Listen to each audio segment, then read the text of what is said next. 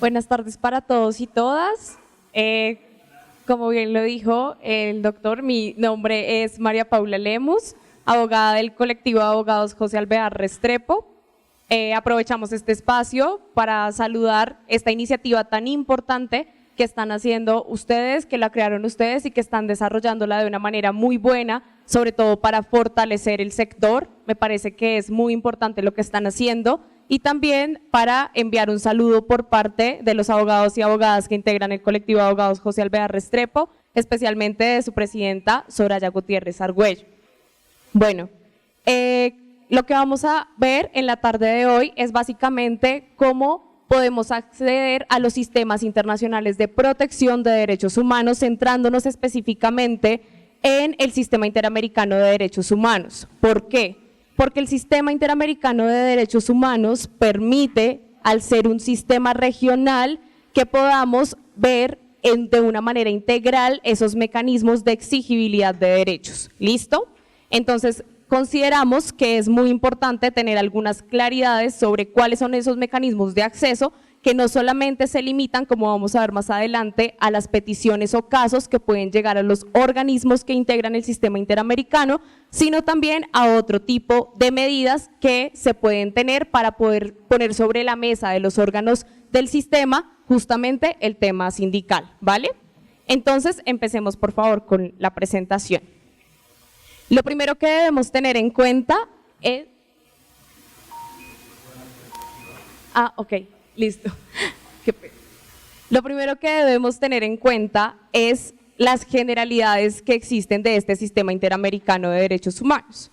Entonces, el sistema y el acceso a él no se da de manera directa. Siempre debemos tener en cuenta que esto se hace de manera subsidiaria y complementaria. ¿Qué quiere decir? Que antes de acudir al sistema internacional, o sea, al sistema interamericano de derechos humanos, antes debemos haber agotado los recursos que hay en la jurisdicción interna. Y entendemos por esos recursos de jurisdicción interna todo el tema de la justicia, que puede ser contencioso administrativo, pueden ser también recursos penales, el activar esos mecanismos y tener también decisiones de esos mecanismos, o en algunas excepciones que vamos a ver más adelante cuando no se obtienen las decisiones, permiten que nosotros podamos activar ese sistema interamericano de protección de derechos humanos, ¿vale? Entonces no es algo que vayamos a hacer de manera directa, sino siempre que hayamos agotado recursos de jurisdicción interna.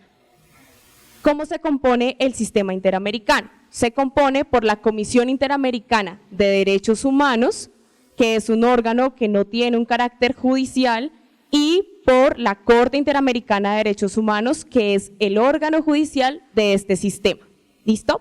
Siguiente, por favor. Entonces, ¿cuáles son las obligaciones a cargo de los estados y sobre las cuales los órganos del sistema interamericano pueden hacer este monitoreo? Son tres, básicamente. La obligación de respetar, que es una obligación de no hacer. ¿Qué significa no hacer? No intervenir de manera negativa en la afectación de los derechos humanos. ¿Listo? ¿Cuál es la obligación que sigue? La obligación de proteger. ¿Y qué significa proteger? Pues hacer efectivos todo el cumplimiento de los derechos humanos que se encuentran en los tratados internacionales. Entonces, para proteger, yo debo impedir, ahí sí, no intervenir, sino impedir que se cometan violaciones a derechos humanos por parte de diferentes actores. ¿Y cuál es la tercera obligación? La de garantizar. ¿Y esto qué significa? Adoptar medidas para el goce efectivo de los derechos humanos que se encuentran contemplados en los tratados internacionales. ¿Vale? Siguiente, por favor. La competencia del Sistema Interamericano de Derechos Humanos. Esto es bastante importante porque sobre la competencia es que los estados, en el momento en que se activa el mecanismo del Sistema Interamericano, pueden proponer o oponerse a esta petición. Entonces, son 4 elementos que los vamos a definir de una manera muy sencilla para que podamos como comprenderlo es la manera en la que lo necesitamos, y es justamente un componente que es el tema del tiempo. ¿Qué significa el tiempo en temas de competencia? Que los hechos se hayan ejecutado con posterioridad a que se haya adquirido la obligación internacional. ¿Y cómo se adquiere esa obligación internacional? con la firma de los tratados internacionales. ¿Listo? Entonces, una vez Colombia, por ejemplo, es parte de la Convención Americana sobre Derechos Humanos desde los años 80. Entonces, en ese momento, a partir de ese momento, se pueden presentar estas peticiones. ¿Por qué? Porque son los hechos que con posterioridad han ocurrido, ¿vale? Si han ocurrido antes, se sale de la esfera de competencia de los órganos del sistema interamericano. El segundo elemento es un elemento sobre la competencia en razón del lugar. ¿Qué significa que sea en razón del lugar? Pues que los hechos se hayan cometido en un Estado que haya adquirido obligaciones internacionales respecto de los tratados de derechos humanos, en específico la Convención Americana sobre Derechos Humanos y los otros tratados que vamos a ver, sobre los cuales la Corte también tiene competencia, y también la Comisión para hacer interpretación sobre ellos. Y el otro tema es un tema sobre la razón en la persona. Entonces, ¿cuál es ese tema razón-persona? Que las víctimas que se presenten a los órganos internacionales de protección estén debidamente identificadas y determinadas, salvo algunas excepciones. Por ejemplo, les voy a poner un ejemplo de una excepción. Puede ser cuando hay una violación masiva a derechos humanos que impide masiva en cantidad de personas, que impide la identificación de las personas. Por ejemplo, en el tema de desplazamiento forzado de inmigración, que muchas veces no se pueden identificar a las personas porque no están en un lugar determinado, este puede ser un ejemplo. Otro de los ejemplos también ha sido, por ejemplo, el tema, no sé si alguno de ustedes tenga la oportunidad o haya visto la masacre de Mapiripán, en el cual, en este caso, la Corte Interamericana dice, vamos a hacer una excepción tomando en consideración que a estas personas de la masacre de Mapiripán fueron descuartizadas y fueron lanzadas al río. Era imposible su identificación a pesar que se conocía que habían existido violaciones a derechos humanos, ¿vale? Entonces, hay algunos ejemplos que tenemos que puede ser una excepción a la regla, pero si se puede lograr la identificación es lo que la Corte solicita para activar esa competencia. Y otro de los requisitos finalmente es que se trate de uno de los derechos, de la violación recaiga sobre uno de los derechos que se encuentran contemplados en la Convención Americana sobre Derechos Humanos, que más adelante los vamos a ver. Siguiente. Entonces, ¿cuáles son los requisitos formales? Para esto debemos tener mucha atención, porque lo que les acabo de decir, y esto es lo que nos va a permitir a nosotros activar los mecanismos en el sistema interamericano. Si logramos todos los factores de competencia que les dije ahorita, que son lugar, tiempo, persona y materia, vamos a lograr también, junto con estos, pues acceder sin ningún tipo de problema. Entonces, los requisitos formales son que la petición se debe presentar durante los 6 meses siguientes a la última decisión judicial que se dio en el ámbito interno. Si se presenta después, la petición puede ser extemporánea y lo que va a pasar es que la van a inadmitir. Y la Corte no va a poder, la Comisión, perdón, no va a poder conocer de esta petición. ¿Listo? En segundo lugar, es que no debe haber un pleito de similar naturaleza en curso. ¿Cómo podría ser un pleito de similar naturaleza? Por ejemplo, que tenga la misma identidad de hechos, o sea, sean los mismos hechos, las mismas víctimas, y que recaiga sobre los mismos derechos. ¿Con quién podríamos generar litipendencia? Que es el pleito similar o el doble litigio o la duplicación del litigio. En estos casos, por ejemplo, se podría generar con el Comité de Derechos Humanos de Naciones Unidas. Entonces hay que tener mucho cuidado en ver cuál es el mecanismo que nos va a servir. Si nos va a servir ir a el Sistema Universal de Derechos Humanos, al Comité de Derechos Humanos para que resuelva, o si preferimos ir al Sistema Interamericano, pero no activar los dos al tiempo, porque lo que va a ocasionar es que no puedan acceder a uno ni al otro, ¿vale?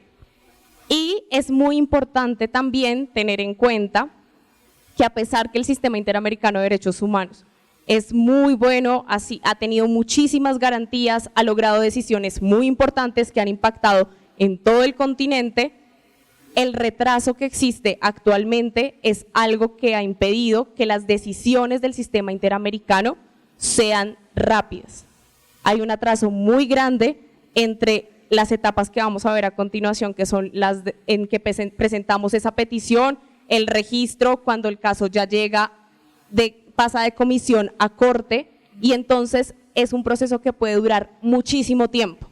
Que cuando salga va a servir mucho, claro que sí, pero debemos también saber que no es un proceso que vaya a ser rápido, como sabemos que debería ser un proceso internacional. Lamentablemente no se cuenta ahora con pues también un tema también de recursos, y no se cuenta con las herramientas, a pesar que se ha visto por parte de la comisión la adopción de muchas medidas para lograr esto, ¿vale? Entonces también son aspectos a tener en cuenta entre la estrategia que queremos nosotros impulsar para llegar a estos mecanismos internacionales. Y por último, se deben haber agotado todos los recursos que internamente contempla el Estado, como les decía anteriormente. Sin embargo, esto tiene unas excepciones. ¿Me puedes ayudar, por favor? Ya. ¿Cuáles son las excepciones a esa regla de agotamiento? Esto no es una regla que siempre vaya a aplicar, y creo que en el continente es muy común que ocurra que se apliquen estas excepciones y no que se aplique la regla del agotamiento. ¿Por qué? Porque dentro de estas reglas son las siguientes. Entonces, que no exista el recurso.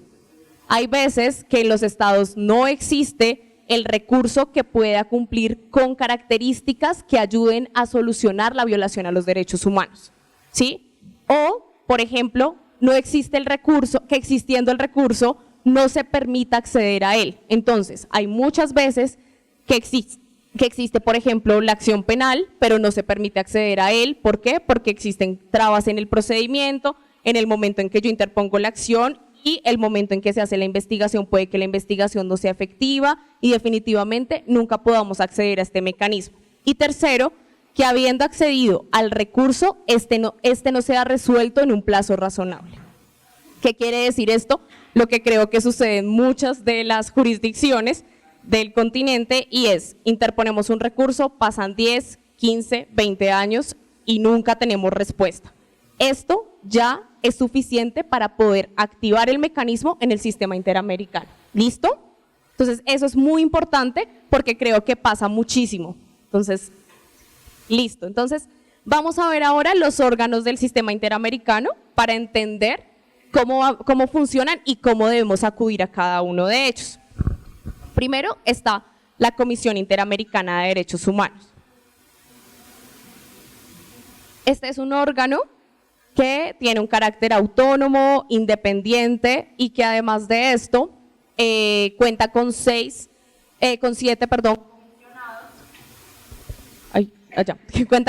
comisionados que son elegidos por la Asamblea General de la OEA y con una secretaría ejecutiva.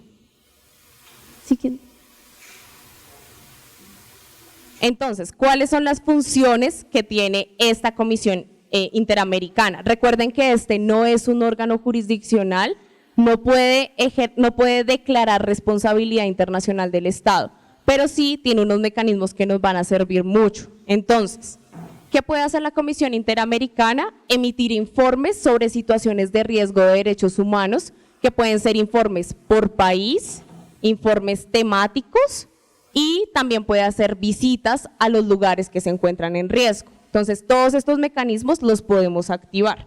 ¿Qué más puede hacer? Emitir medidas cautelares. Entonces, ¿cuándo se pueden emitir esas medidas cautelares? Cuando se solicita por parte de gremios, asociaciones, una persona, un grupo de personas, que haya una protección internacional porque se está frente a un riesgo que es de carácter urgente. Entonces, el ejemplo puede ser unas amenazas a líderes. Entonces, ¿qué podemos hacer? Enviar la solicitud de medidas cautelares a la Comisión Interamericana, mostrar por qué hay un riesgo, mostrar por qué es de urgencia, y también podemos identificar acá cuáles son las medidas que ha dejado de tomar el Estado para dar la protección.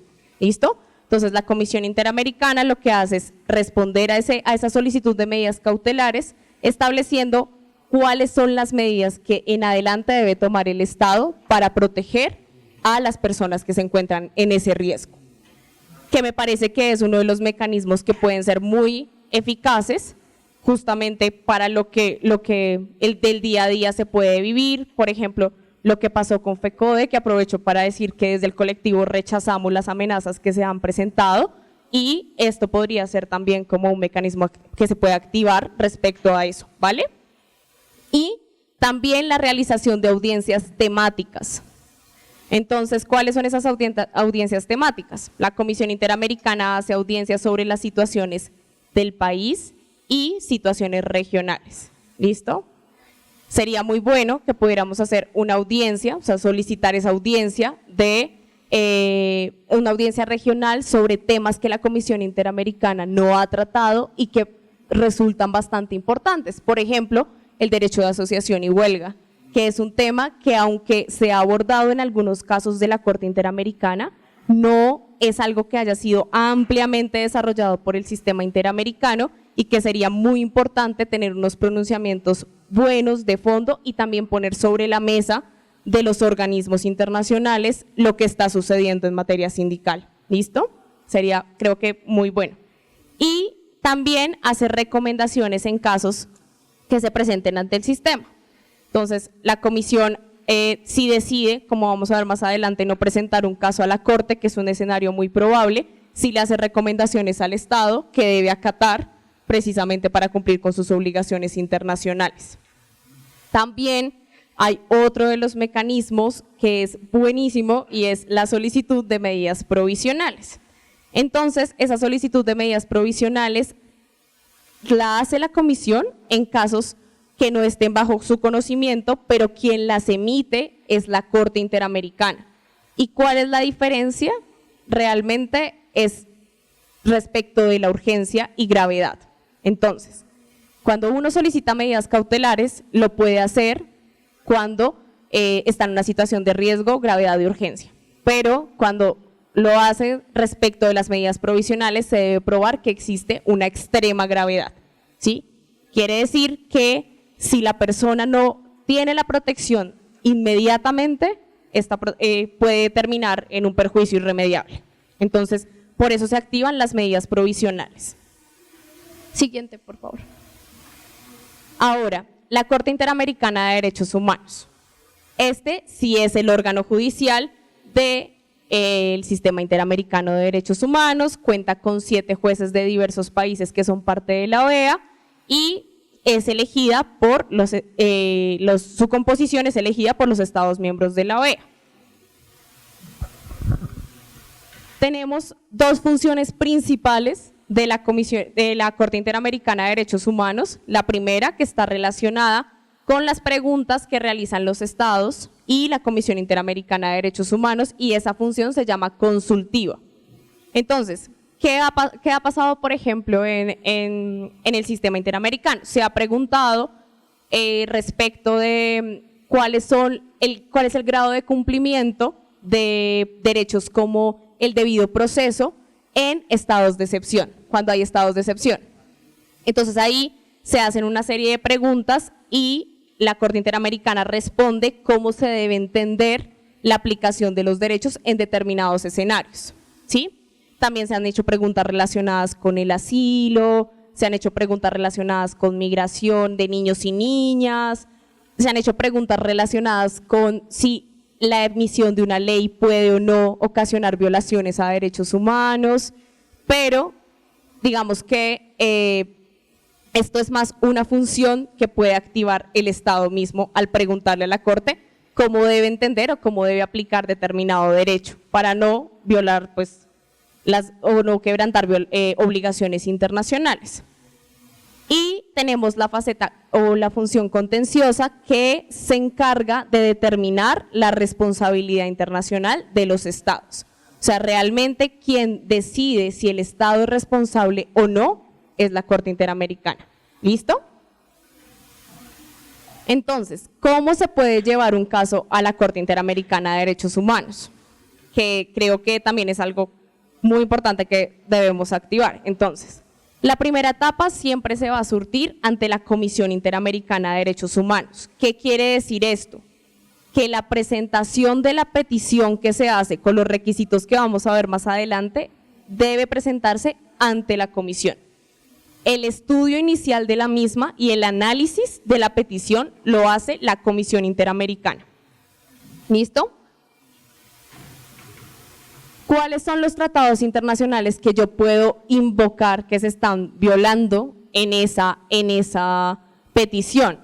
El primero, claramente, la Convención Americana sobre Derechos Humanos, que contempla todos los derechos humanos como son la vida, integridad personal, derecho a la propiedad, derecho a la asociación, contempla derecho a la intimidad, contempla una gama muy amplia de derechos que además se van a nutrir de algo que se denomina el Corpus Juris Internacional, que son todos los otros tratados de derechos humanos que sirven para interpretar los derechos que están en la Convención. Ahí se han utilizado decisiones de la OIT, se han utilizado también decisiones del Comité de Derechos Humanos, incluso de los otros sistemas regionales de protección, como el Tribunal Europeo de Derechos Humanos y la Comisión Africana de Derechos Humanos. En segundo lugar está la Convención Interamericana para prevenir y sancionar la tortura. ¿Listo? También acá entonces todos esos elementos que llevan a prohibirle al Estado que aplique pues torturas a todo el mundo, pero también esto nos sirve mucho para esos sectores que están en condición de riesgo permanentemente. ¿Sí? Protocolo adicional de la Convención Americana sobre Derechos Humanos, que es el Protocolo de San Salvador. ¿Qué contempla el Protocolo de San Salvador? Derechos económicos, sociales y culturales. Esto es muy importante porque la Corte no puede juzgar a un Estado por la violación de todo ese protocolo. Esto tiene muchos derechos. Acá hay derecho a la alimentación, acá hay muchos derechos, pero solamente puede juzgar sobre 2. Y esto sirve mucho para los efectos que estamos acá reunidos. Y es que puede juzgar sobre los derechos sindicales, sí puede declarar la responsabilidad del Estado por la violación a los derechos sindicales del Protocolo de San Salvador y también del derecho a la educación. Entonces es bastante importante porque si bien estamos restringidos en la mayoría de derechos, están los derechos que, como decíamos antes, no han estado muy sobre la mesa del sistema y es importante también ponerlos en evidencia, decir, vean, pueden pronunciarse sobre esto. También está la Convención Interamericana para prevenir, sancionar y erradicar todas las formas de violencia contra la mujer, que se llama Belén do Pará. Esto también es importante porque respecto de Belén do Pará solamente tiene aplicación el artículo 7 de la Convención de Belén do Pará. O sea, sobre este puedo declarar violaciones, pero no puedo declarar violaciones sobre el resto del tratado, lo que no quiere decir que no me sirva lo que está ahí contemplado para interpretar los derechos de la Convención, ¿sí? Y también está la Convención la Convención Interamericana sobre Desaparición Forzada y también la Convención Interamericana para la eliminación de todas las formas de discriminación contra las personas con discapacidad. Entonces, como vemos, es amplio la competencia que tiene la Corte Interamericana y además que sirve para este espacio y que podemos lograr que hayan pronunciamientos, si no es de la Corte Interamericana, sí de la Comisión, que siento que los espacios que hay son más amplios, ¿cierto? Entonces, bueno, ¿cuáles son los aspectos claves en el procedimiento ante el sistema interamericano? Entonces, llego, presento mi petición, ¿ante quién? Ante la Comisión Interamericana, ¿vale? Después, ¿qué debo hacer? Acá hay una pregunta que creo que ya la podemos responder todos porque he hecho mucho énfasis y es, ¿debo haber cursado otro proceso judicial antes de acudir al sistema? Sí. ¿Qué tenemos que recordar? La regla del agotamiento de recursos internos, pero también tener muy presente las excepciones. Porque si nosotros decimos, está esta regla, pero en definitiva nos aplica una excepción, pues que justificamos la excepción y podemos seguir de largo con el procedimiento. Otra, ¿quién puede presentar peticiones ante el sistema interamericano? El artículo 44 de la Convención Americana nos dice que puede ser cualquier persona o grupo de personas, una entidad no gubernamental reconocida en uno o más estados de la OEA y la misma Comisión Interamericana. Entonces, es amplio también las personas que pueden presentar estas peticiones ante el sistema. Entonces, el artículo 28 del reglamento de la Comisión también nos dice qué debe incluir la petición. y ahí está para que lo podamos ver todos, para leerlo todos. Los datos de las presuntas víctimas y de sus familiares. Los datos de la parte peticionaria, como nombre completo, teléfono, dirección, también la descripción completa, clara y detallada de los hechos, que incluya cómo, cuándo y dónde ocurrieron los hechos. La indicación de las autoridades estatales que se consideran responsables. Acuérdense que acá no hablamos de responsabilidades individuales, es una responsabilidad del Estado, ¿sí? Entonces, podemos mencionar a personas, pero hablamos en términos de el Estado es el responsable. Los derechos que se consideran violados en caso de ser posible, entonces ya hablamos, todos los derechos de la Convención Americana, en el artículo 16 están los derechos de asociación, el artículo 8A del Protocolo de San Salvador que les mencionaba sobre el cual tiene competencia, y todos esos derechos que puedan girar en torno, también pueden generar incluso violaciones al derecho a la vida, puede haber múltiples violaciones dependiendo del caso del que estemos hablando. Ahorita les voy a dar unos ejemplos de unos casos. Las instancias judiciales o autoridades del Estado a las que se acudió para remediar las violaciones y la respuesta pues no fue efectiva. En caso de ser posible, copias simples, legibles de los principales recursos que fueron interpuestos y cuáles fueron las decisiones judiciales. Recuerden lo que les dije respecto a los 6 meses que hay de plazo para presentarlo con respecto a la última decisión judicial. Entonces, por eso también es importante para siempre verificar que la última decisión judicial que tenemos realmente esté dentro de los 6 meses a presentar la petición ante el sistema interamericano, ¿vale? Y lo último, la indicación de si se ha presentado la petición en otro organismo internacional. ¿Para qué? Para resolver si hay un eventual conflicto de competencias. Lo que les decía, si presentamos en todos los organismos que tenemos, que puede ser Comité de Derechos Humanos, entonces va a llegar a la comisión y la comisión va a decir no podemos admitirla porque otro organismo internacional de similar naturaleza tiene los mismos hechos, los mismos derechos y tiene también las mismas personas, las mismas víctimas. ¿Listo? Entonces, acá podemos ver cuáles son las etapas. Presentamos la petición. La petición la recibe la comisión y entra a una etapa de registro y después empieza a estudiar la petición. ¿Qué hace? La comisión está en una etapa entonces de admisibilidad, en donde estudia los requisitos formales y los de competencia, los que mencionábamos entonces, materia, tiempo, lugar, persona, y además lo que estábamos hablando ahorita respecto de recursos internos agotados, si había o no un doble litigio de este proceso en otro organismo internacional, y además la regla de los 6 meses que ya abordamos. En fondo, entonces la comisión dice, sí, cumple con todos los requisitos, declara admisible la petición. ¿Qué hace una vez la declara admisible? Pasa a una etapa que se llama fondo, en donde evalúa si existió o no responsabilidad del Estado.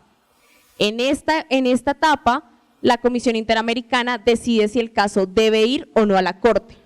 ¿Listo? ¿Cómo puede ser una manera de activar esa competencia de la Corte? Que la Comisión Interamericana, ¿se acuerdan que ahora les dije hace un rato que podía emitir recomendaciones sobre los casos? Justamente esa puede ser una manera. Yo emito como Comisión Interamericana unas recomendaciones y le doy al Estado un plazo de 6 meses para implementar las recomendaciones. No lo hace.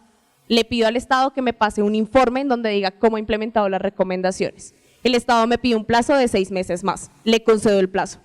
El Estado después dice, no he implementado nada. La Comisión Interamericana dice, el caso se va a la Corte. ¿Listo? Entonces, esa es una de las maneras en que se puede activar la competencia de la Corte. Y luego llega el caso a la Corte. Llega el caso, es objeto de estudio de la Corte y la Corte aquí va a recibir como en varias etapas se puede dividir lo que pasa en la Corte, porque la Corte va a analizar las excepciones que presenta el Estado y esas excepciones a qué se refiere, a la oposición que hace el Estado respecto del caso que pasa a la Corte, ¿sí? Entonces, ¿sobre qué pueden versar esas oposiciones? Sobre la materia, o sea, el derecho que ellos están alegando, en definitiva, no hace parte de la competencia de la Corte. las personas que estaban ahí, las personas que dicen ser víctimas, no están determinadas. ¿Qué más pueden decir? El lugar de los hechos no fue en el territorio del Estado. ¿Y qué otra cosa pueden decir? No se había ratificado el tratado internacional o no se había hecho parte el Estado en el momento en que ocurrieron los hechos. ¿Y sobre qué más puede oponerse el Estado? La regla de los 6 meses. Entonces, no cumplimos con la regla de los 6 meses, es extemporánea la petición. O no agotaron los recursos internos, que casi siempre es la excepción que el Estado pone de primeras, porque siempre alega que sus recursos son adecuados, son efectivos, pero en realidad no lo son. Y también puede alegar el tema del doble litigio. Como existió en otro lado, no lo pueden conocer ustedes. ¿Listo? Entonces, por eso hay que tener tanto cuidado respecto de esos requisitos formales y de competencia de los que hablamos ahora. En el fondo el Estado, la Corte Interamericana va a decidir si el Estado es internacionalmente responsable o no. Es bastante importante porque acá están los argumentos de la Corte para decir por qué fue responsable. Y después pasa ya a la reparación y supervisión de cumplimiento. En la reparación se emiten medidas de reparación integral. ¿Qué quiere decir esto? No solamente son medidas de carácter económico, sino también medidas que compensan los daños. ¿Cuáles son esas medidas? Son 5 categorías: indemnización, medidas de satisfacción, rehabilitación, restitución y garantías de no repetición. Esas son las medidas que puede emitir la Corte Interamericana y que al ser de carácter integral, pues claramente tienen ese componente de querer sanar más allá de tasar en dinero lo que significó el daño, sino también, por ejemplo, en casos de persecuciones, hostigamientos, amenazas. Entonces, en temas, digamos, de rehabilitación, que son las medidas que protegen justamente como lo que hacen las víctimas por poder acudir a tratamientos psicosociales, a todo lo que genera la zozobra de tener una amenaza, ¿sí? Entonces, todo eso lo reconoce la Corte dentro de su sentencia. Y finalmente, esa etapa de supervisión de cumplimiento, ¿cuál es? Que no se cierra el proceso interamericano en el momento en el que emite la sentencia, sino la Corte le da igual un plazo al Estado para que empiece a enviar los informes de cumplimiento. Entonces, usted en 6 meses me tiene que decir qué ha hecho con esas medidas y el Estado envía. Ya hice un acto de perdón o no envía nada, o dice como ya implementé las medidas de rehabilitación pagando tratamientos psicosociales, o puede que tampoco lo haga. El caso es que la etapa de supervisión de cumplimiento y el proceso interamericano no se cierra hasta tanto el Estado no haya cumplido con la totalidad de las medidas de reparación. Entonces tienen que ir, ahorita está sesionando la Corte acá en Bogotá y tienen que ir otra vez a presentar, a rendir cuentas, a decir ya presenté, no presenté, y si no lo han hecho, es algo que tienen que hacer cada vez que la Corte los cite a audiencias de supervisión de cumplimiento en donde deben decir qué hicieron y qué no. ¿Listo? Entonces, la Corte Interamericana de Derechos Humanos ha abordado este tema de libertad de asociación sindical en varios casos que ahorita les voy a contar por encima cuáles son como esos casos. Entonces, para la Corte Interamericana, ¿qué es la libertad de asociación sindical en materia sindical? La libertad de asociación sindical es o consiste básicamente en esa facultad que tienen las personas de constituir organizaciones que sean de naturaleza sindical y poner en marcha una estructura interna, actividades, programas de acción, sin que haya intervención o límites por parte de las autoridades. Entonces, esa libertad también supone que cada persona pueda determinar sin ningún tipo de coacción, sin ningún tipo de agente externo que le impida realizar esta actividad, si desea o no ser parte de esta asociación. Entonces, es un derecho que se considera fundamental y que además tiene como un propósito de hacer entre varias personas un fin común. Todo es un objetivo común y además es lícito, y eso es muy importante porque el movimiento sindical es uno de los movimientos más estigmatizados Y es importante siempre saber que cuando hacemos esa asociación en materia sindical, lo que estamos haciendo es algo lícito, ¿vale? Entonces, aquí vamos a ver unos casos en los que la Corte, les voy a contar más o menos cómo son estos casos en los que la Corte ya ha fallado temas que tienen que ver o se relacionan con los derechos sindicales. Entonces, el caso Ricardo Baena y otros contra Panamá. Este es un caso que se trata de 270 personas que son despedidas de una entidad pública de Panamá porque eran dirigentes sindicales. Ellos salen, participan en una protesta social y a los pocos días de participar en esta protesta social, creo que fueron como 15 días, emiten una ley que es tendiente a restringir esos derechos sindicales y los despiden a todos. Entonces la Corte Interamericana dice, no hay un fundamento real por el cual no se puedan ejercer este tipo de derechos, sino que lo que se está haciendo es precisamente lo que no se puede hacer que vimos en la definición, ¿no? Y es que los estados obstaculicen de alguna manera que como individuo o como organización podamos ejercer el derecho a la asociación. Lo que hizo fue despedir a todas las personas que hacían parte de la asociación sindical, que eran 270, librándose como del problema, la entidad pública, de ya no tener las personas que de alguna manera generan la oposición y quieren mejores condiciones. Entonces, ese es uno de los casos como emblemáticos del sistema interamericano en la materia, porque es uno de los primeros casos en los que empieza a tocar estos temas. Y el otro caso del que quería hablarles es este caso Wilcatexi versus Perú. En ese caso, ya no tratamos de los despidos, que también se da en los trabajadores cesados, en los trabajadores cesados sí, que se dan a Acevedo, estos son ya les explico estos, pero no.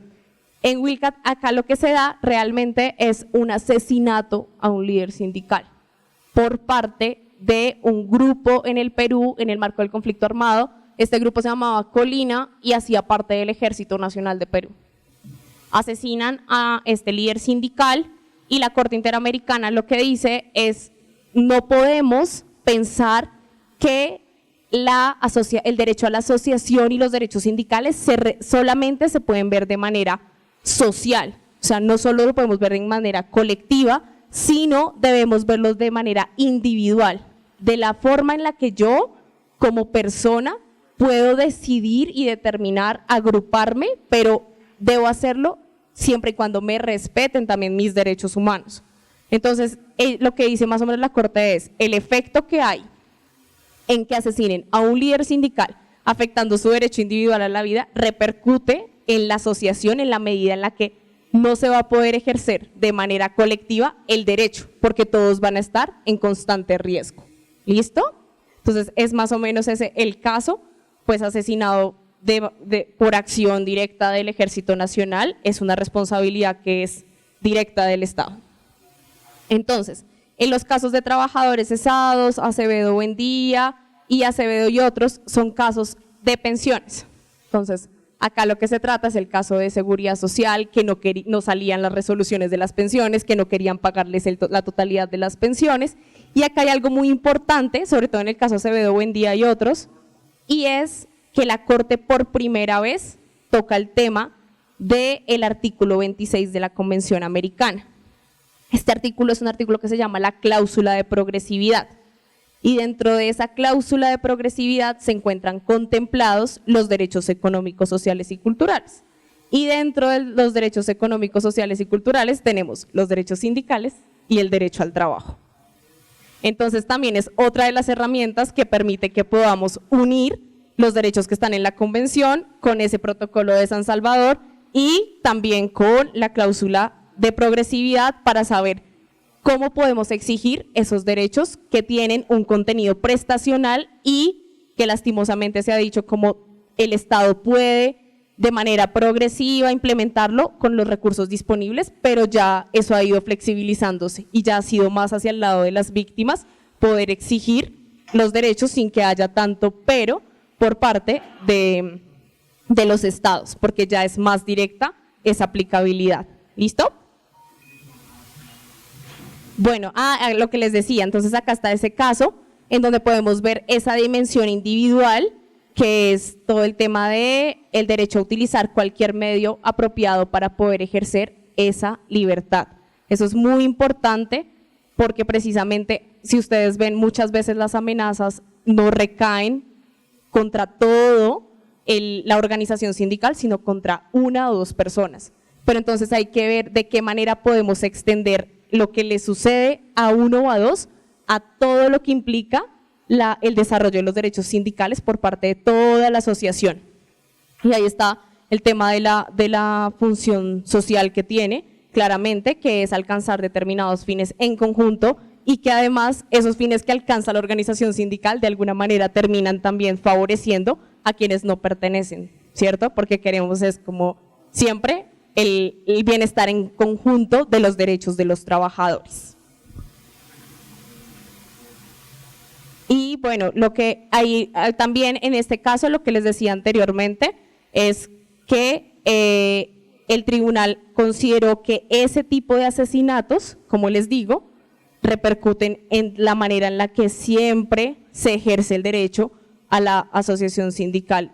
No hay manera de poder ejercerlo libremente si se tiene encima una carga como es que exista un homicidio del líder sindical. Entonces creo que es importante que si vamos a activar este tipo de mecanismos, podamos tener en cuenta tanto esa faceta individual y cómo la relacionamos con la faceta colectiva, ¿sí? Para que siempre todas las peticiones o los mecanismos, por ejemplo, audiencias que se activen o el mecanismo que se active en tal manera de medidas cautelares pueda verse en su conjunto y no solamente ni colectivo ni individual, ¿vale? Listo. Con esto, Leo, pues creo que son como los elementos más como relevantes y pues les agradezco muchísimo la atención. Obviamente estoy como presta a cualquier pregunta que tengan y al debate. Gracias.